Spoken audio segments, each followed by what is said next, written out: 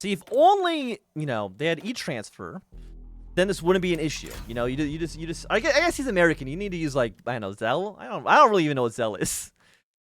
Zelle, Cash App, Venmo, all these things. You know what's crazy? What's insane? Our legitimacy is tanking again. What's crazy to me? I think it's Venmo, but correct me if I'm wrong on this. Is it true that all your Venmo transactions are public? Like, I've seen people talk about this, where they can, like, see what their friends are doing based on, like, their Venmo request and stuff like that. And wasn't there a thing with, who was it? Was it Pete? Heck, no. It was, Matt Gates. Who it was shown that he was sending all the money to like a 16-year-old because his Venmo stuff was public. Why would that be public information? That's crazy. A calm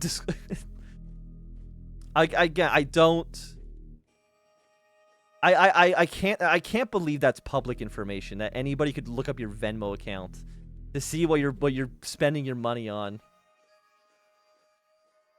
A calm, disquiet shore. Waves crashed against the shores of McMurdo Sound, the dark ocean stopped by the bulwark of towering icebergs and gray mountains. Then, as the ice melted, as Wallman opened his eyes, and the waves melted on the white sand, he sat up on the colorful sun lounger that he had been practically chained to. For the first time in his career, Wallman's assignment was stay at the beach and to enjoy himself, as his superiors put it. Under their orders, and advised by concerned colleagues, Wallman was to take some R&R in Tasmania. Sitting back down on the lounger, Wallman locked eyes in the ocean, stretched as far as he could see. Sea foam and crystalline water marked the coast's end, while tropical trees in all shades of vibrant green lined its beginnings. Despite the signs all around him, he couldn't help but shift uncomfortably, like the reactor had followed him all the way here. Worries and questions plagued him every time his eyes closed. Were they keeping up with safety procedures? What if there was an emergency? A crumpled newspaper sat abandoned on the sand, and he tried to read the news as a distraction. But they weren't very comforting either. Besides, it was a card from his family back home. Like his co-workers, they told him to relax. Wallman knew that, but he just wasn't sure how to. His eyes glanced over at the small wooden table, and he found a glimmering glass of lemonade. There was a time when he drank things other than coffee and water. He sighed and took the glass in his hand, and he gave it a sip. It tasted different than what he remembered. It was better. Wouldn't hurt to take another sip. Resting is sometimes the best one can do. Okay, actually, this event's interesting. And I don't want to mention repeatedly, I mean I have, about the changing of events, and that the events are like slightly different this time around. But the beginning of the stream before was about this guy coming back from Tasmania. So like, did the event just like get like the days wrong? Were they shifted? I'm not too sure. And we still have this unit. And we have not been able to actually send him to Madagascar yet. God, I really hope that everything is not broken. That'd be so sad. Off the books. Every government maintains certain nondescript buildings for off-the-book meetings and clandestine rendezvous. Chile was no exception. Herman Flagger appreciated the privacy, and he only wished that they had better air conditioning. His inocular, Foreign Minister Archie Mashke, seemed perfectly at ease, even excited. I barely slept at all last night, Mashke said proudly. Your phone call left much to the imagination. Flagger, fanning himself with a sheet of diplomatic stationery, said, I've been looking forward to this meeting since your appointment last year. Washington now knows that his friends among your Liberal Party, of which you can count me. Now tell me, what proposition do you have for us? Quite simply, we want to build a bridge, however informal, between our nations and reinforce the power of balance in Antarctica. If Chile's possessions of the continent are violated by either Argentina or by the Empire of Japan, the OFN will commit its full support for Chile. Flagger raised a finger. In whatever form is required, he added gravely. Then softening, he said, naturally, we hope such a situation never develops, and to ensure that it doesn't, Vice Admiral Bourne will increase naval patrols and freedom of navigations in the Southern Ocean. Mashke nodded slowly, quite generous. And what does the OFN get out of this arrangement? Should the worst come to pass in Antarctica and open war erupt between the territories, Chile's holdings would give us a significant strategic advantage. We want to be able to count on your support in such an eventuality. And you shall have it, Herman. Nails additional options for internal divide decision category. Very cool. Connect with American diplomats. Oh, this is basically only, I mean, the American getting more support. Actually, it only have 51%. This actually is, I think, just fine. Also, I like this song. This actually sounds like something you hear in, like, SimCity, like, 3000, or SimCity 4 more than SimCity 3000, but I like it. How are you guys going? Is there anything we can do with you? Because how is 6? You'll be done in 4 days. That should give us a big legitimacy boost. Do I need to, like, start targeting Germany again? Or maybe Japan? Possibly. 35 out of 50. I think we have to do something with them, and I don't know exactly what. Oh yeah, now our legitimacy is at 100. Fuck yeah. Okay, awesome. Our supply is a little bit low, but I don't care about that too much. So the question is, do we strike at Japan or we strike at Germany more? Like, we have 35 points on you.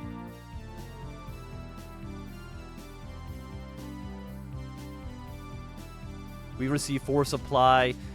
So I'm guessing that supply comes from taking it from Germany. That's what I think this is. Does it say in here? If a mission is completed in a foreign territory, that territory will lose stats equal to half the amount gained by the initial. Okay, so they lose half. So yeah, so if we gain 8, they lose 4. Okay. And it still says something about special missions. I literally have not. I've only ever seen the one here, and I don't know how to actually activate it. Who was this? Oh, wait, is this the Italian zone? Oh, it is Italy. Okay, they do have one spot. Yeah, there's still the special mission. I still don't know how to use it. That part hasn't become clear to me yet. Again, I don't have any special missions. And again, I don't know what the difference between doing in the water is. Like, I don't know if it makes any difference whatsoever. Each one has different levels. I mean, they have different missions. But I kind of, like, assume, like, one of them has to just be better, right?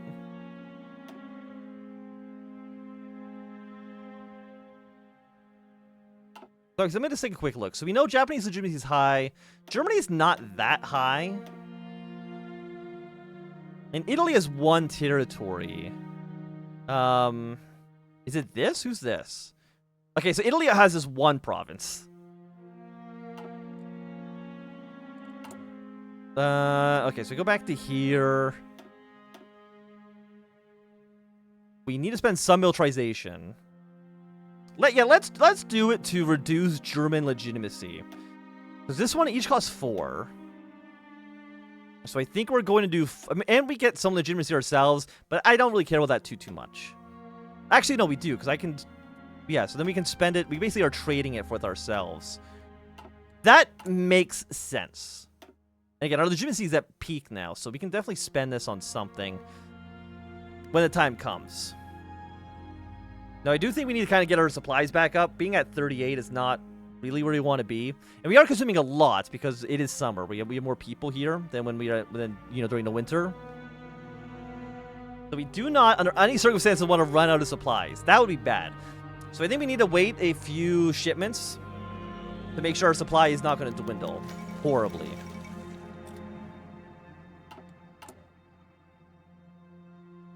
Okay, interrogation. The movement of Weimar divisions, the state of the German relation with native groups, the makeup of the general staff of Madagascar. The thick French accent was cut off by the sight, most grating and forceful last for known to man. The mercenary sighed as his comrade lurched forward in rage. You'll be hanged if you do not talk. He jeered at the German prisoner of war.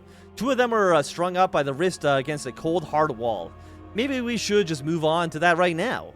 Give these scum what they deserve for what they, their father, and their father have done to us.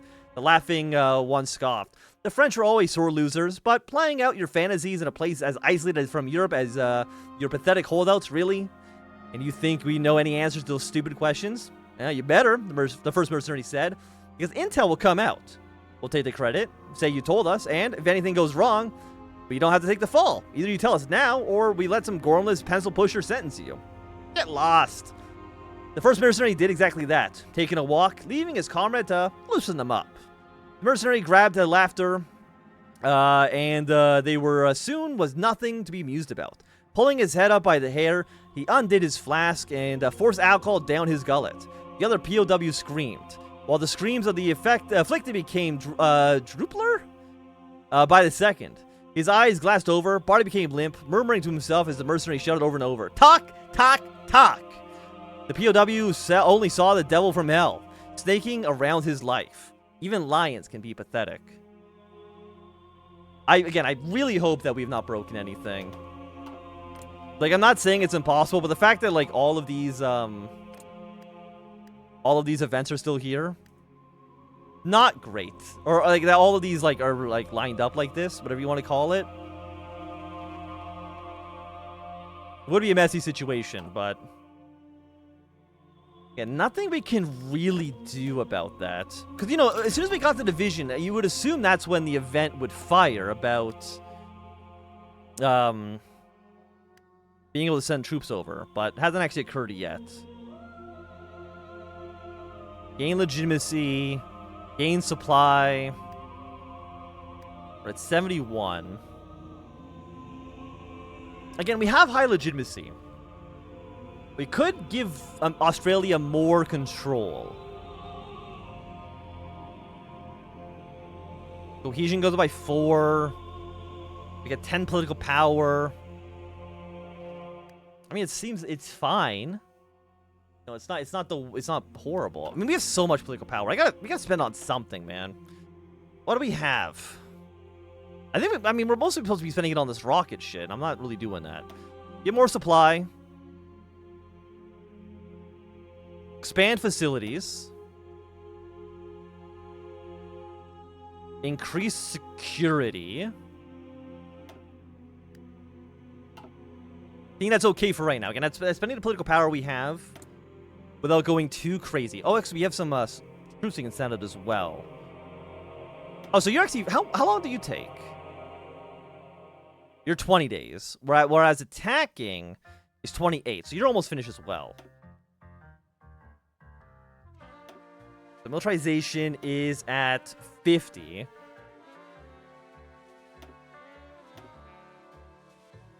We can definitely spend more legitimacy on a little bit more militarization. And as well, again, it doesn't seem like it makes any difference whatsoever where we actually station or where we actually put these little blips, right? Whether it's in deep within our territory or deep into enemy territory. Unless I'm missing something. And again, this like coastal has like a slightly different... slightly different? Helicopter flyovers. I mean, yeah, I guess you can spend political power for legitimacy. Actually, that's not horrible, depending on the situation. Freedom of movement. Rear Admiral Reedy stared through the binoculars at a white wall of Antarctica's shoreline. Today marked the conclusion of the squadron's freedom of navigation operation around the continent. The first time such an operation had been conducted on a large scale. During the scramble of Antarctica, numerous powers had staked a claim onto the frozen waste and brought naval forces to support them.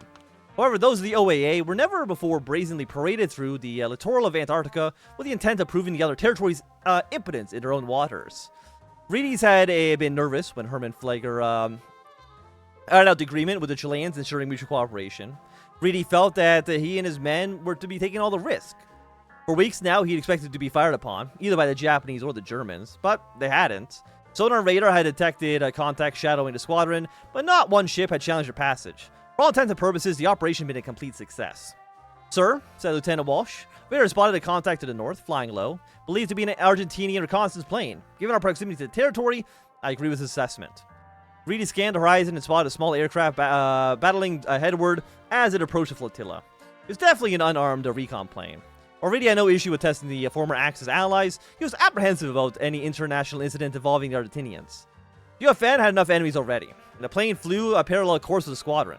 An hour later, it returned home.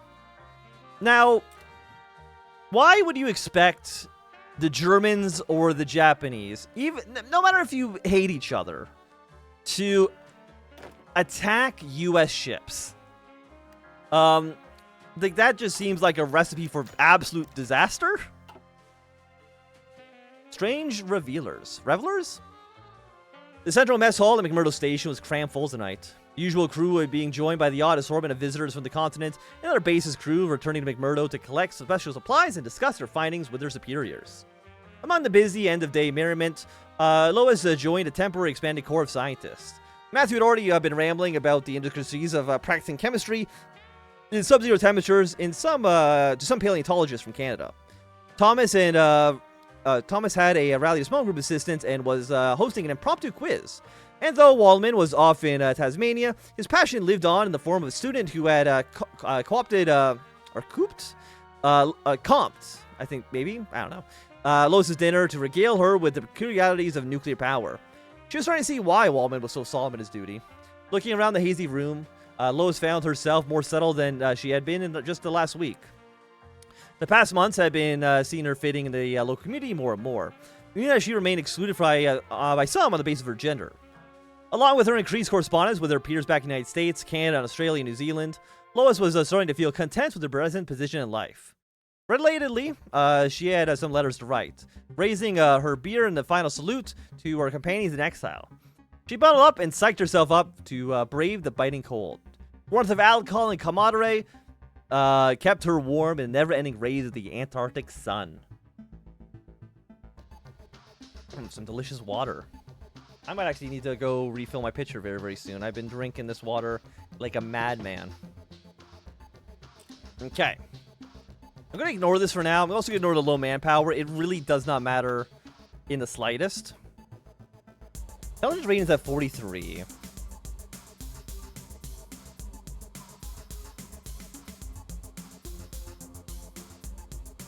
Let's see, what else can we do? Because we should have more. Yeah, we have more things now.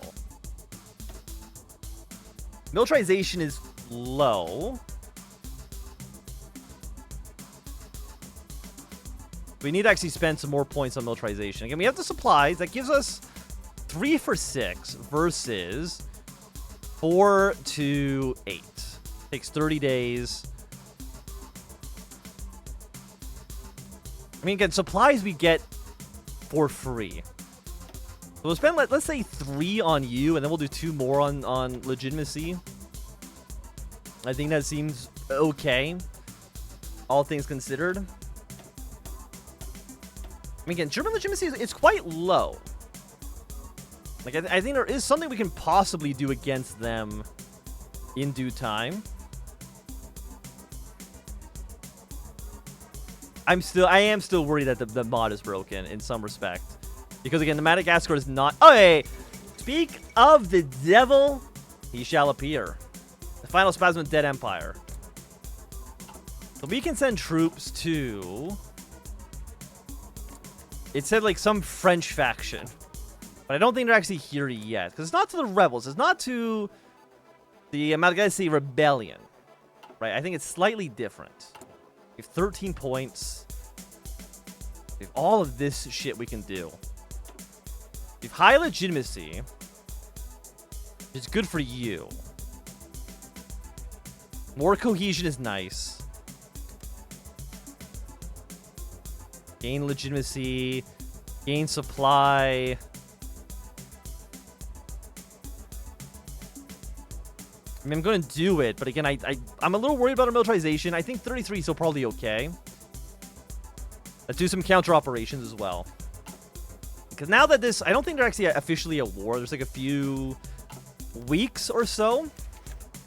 It's for them to do like their little mini game. Daybreak. Ice crunch under dozens of boots as Edward and the other workers marched through the tunnels. Towards the exit, and he was relieved to... towards the exit, he was relieved to know. On the way, he saw two men fixing up some of the flickering lights on the frozen ceiling. The ceiling which was made too low for Edward's comfort. He was sure that some of the guys he played basketball with back home wouldn't be able to fit in the damn thing.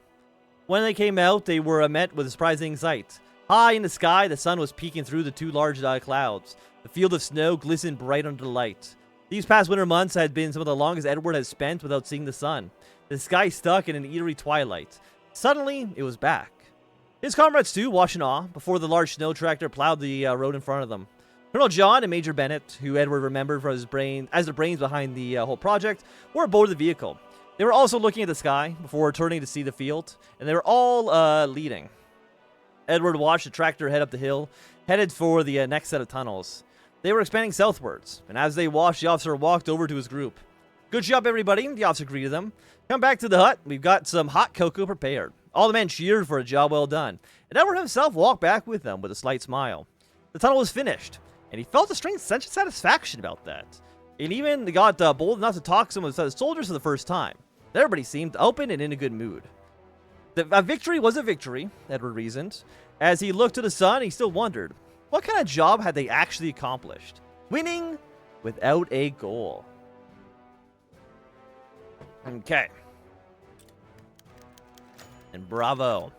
Rawborn's mind stirred as he slept. It was 1950, and he was a mere captain then, proudly commanding the USS Bairoko, patrolling the ocean with the rest of the Atlantic fleet.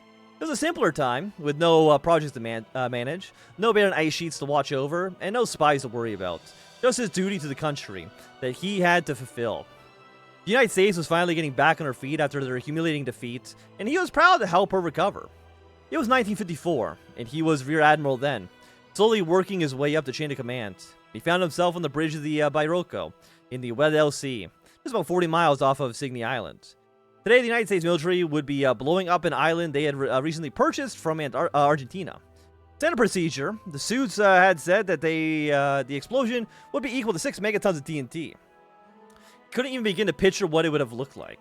Even now, he still couldn't imagine what 6 megatons looked like. As one of the men from Los Alamos explained later, the explosion had been bigger than predicted. Instead of the Plan 6, the bomb had gone off with a force of 15 megatons, rendering him blind for a moment as the second sun lit up the sky over the South Orkneys. It was still a rather impressive sight to behold, but the 16 men who developed beta radiation burns were not nearly as impressed. The mandatory decontamination process only served to add insults to injury. The alarm next to Reborn woke him up from his reminiscing. It was 1963, 5 in the morning. I think we need to nuke more people. That's my policy position right now. You know, actually, what we probably could do. We can spend the points, get the 25 command power.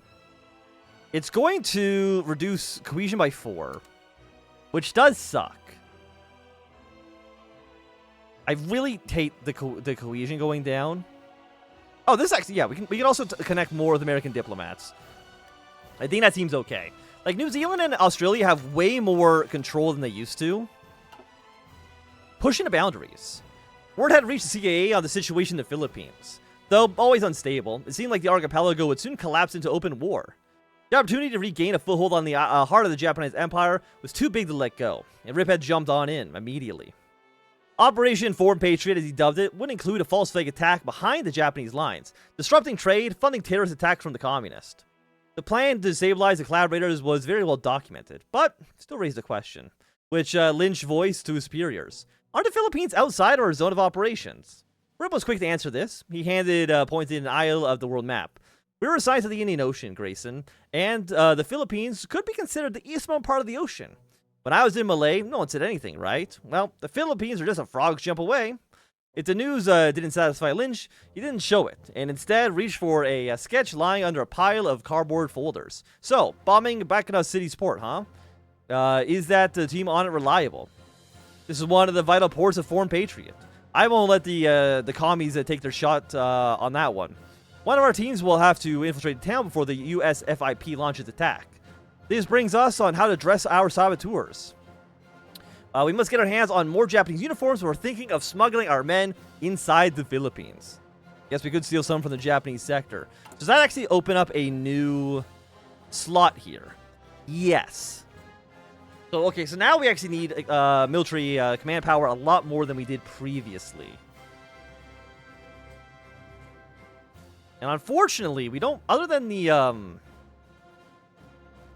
requesting American military shipments, there's not really a good way for us to get command power, I don't think. Like, I don't believe we're missing something obvious. Again, this is all looking good. All looking good. Again, we have 2 more things.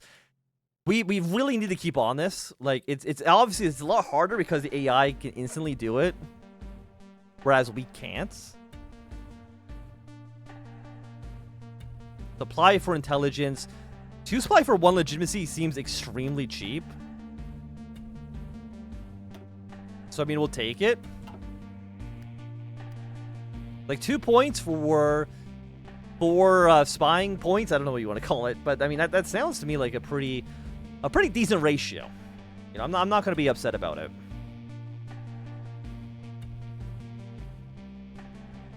Hey, Red Garlic, welcome back. Okay, we have an extra slot available. You know, let's even do 1 more agent schedule upgrade. Back into the fray. There was a line of men standing at attention as Wallman approached Observation Hill. He gave them a little smile. Quite the welcoming committee. This is not what he expected to see returning to base, though, as he wasn't unhappy to see new faces on the team. Anxiety had been bubbling up in his chest ever since he took the first ship out to Tasmania, without realizing he had grown to enjoy his stay on the island. Okay, wait, yeah, so this is the event. This is the first event that we saw when we started streaming. Red Garlic, I do not know if you were here when we had to quit out and restart the stream. But this was the event that we had. Was the battle with the fascists? Yeah, no, we're like in an alternate timeline that didn't happen because of reasons that I won't go over too much right now because I've already done it multiple times. But actually, I'm curious. Let me actually just go back. I'm gonna look at my stream because, like, was the game, like, did I accidentally like load a weird save and it was in like the wrong month?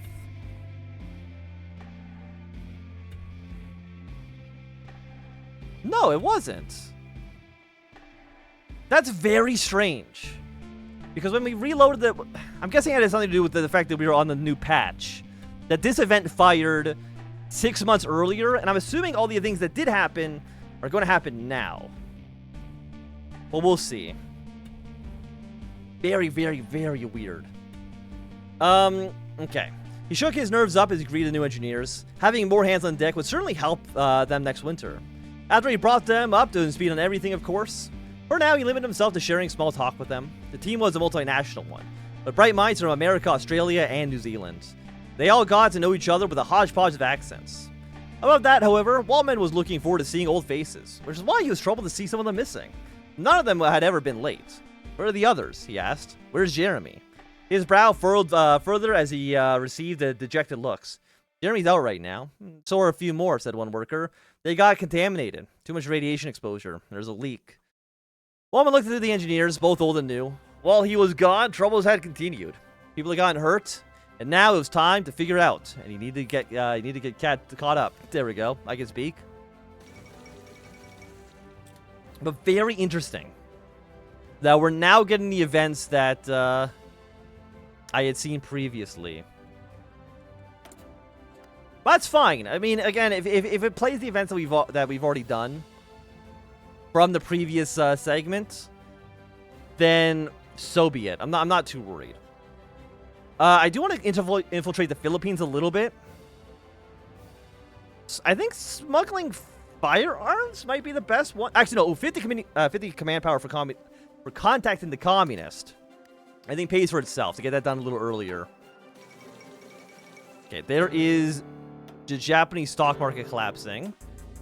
That might play a role in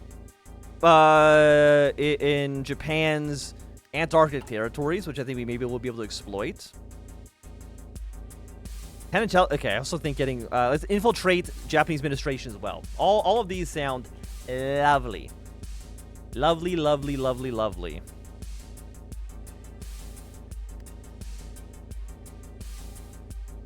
Okay.